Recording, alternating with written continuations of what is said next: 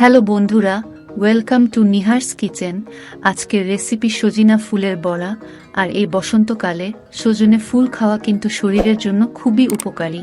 আর গরম ভাতের সাথে তো এই মুচমুচে বড়া খেতে একদম দুর্দান্ত লাগে। চলুন তাহলে দেখে নিই আজকের এই লোভনীয় রেসিপিটি।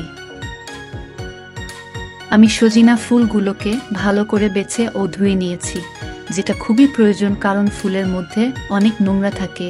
এবার আমি এতে 1/2 টেবিল স্পুন পরিমাণ মতন চালের গুঁড়ি ও তার সাথে কর্নফ্লাওয়ার অ্যাড করছি বাইন্ডিংয়ের জন্য। তবে আপনার যদি মনে হয় বেসনও অ্যাড করতে পারেন।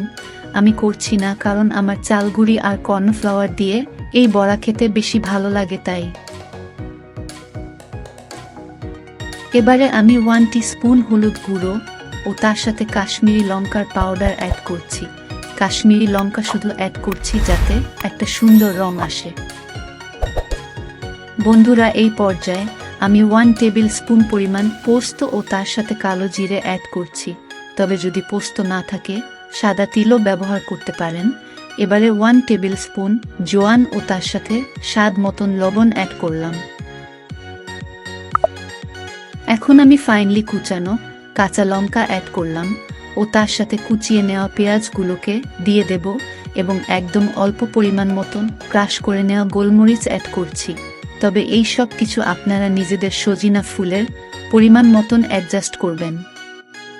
এখন আমি সজিনা ফুলগুলোকে ভালোভাবে মেখে নেব সব কিছুর সাথে। তবে বন্ধুরা, একটা কথা, যদি প্রয়োজন পড়ে তাহলে একদম অল্প অল্প করে পানি দেবেন, বেশি পানি দেবার একদমই প্রয়োজন নেই। এখন আমি প্যানের মধ্যে 8 টেবিল স্পুন পরিমাণ মতন সাদা তেল অ্যাড করেছি। এই পর্যায়ে আলতোভাবে বড়াগুলোকে প্যানের মধ্যে দিয়ে দেব। তবে বন্ধুরা, এখানে গ্যাসের ফ্লেম লো টু মিডিয়াম থাকবে, এটা খেয়াল রাখবেন। বড়াগুলোর দুই দিকটাই উল্টিয়ে পাল্টিয়ে নিয়ে মিডিয়াম ফ্লেমে মিনিট 5 ধরে ভেজে নিতে হবে। তৈরি হয়ে গেল আমাদের সুস্বাদু ও লোভনীয় সজিনা ফুলের বড়া। আর বন্ধুরা, এরমভাবে বড়া করলে তেতো ভাবও লাগবে না। তবে তাও যদি লাগে অসুবিধা নেই, কারণ আমরা তো উচ্ছে খেয়েই থাকি। তা বন্ধুরা, যদি ভিডিওটা ভালো লেগে থাকে আপনাদের, তাহলে এই রেসিপি একবার বাড়িতে বানিয়ে আমায় তার ফিডব্যাক অবশ্যই দেবেন। আর আমার চ্যানেলে নতুন বন্ধু হয়ে থাকলে সাবস্ক্রাইব করে রাখতে পারেন।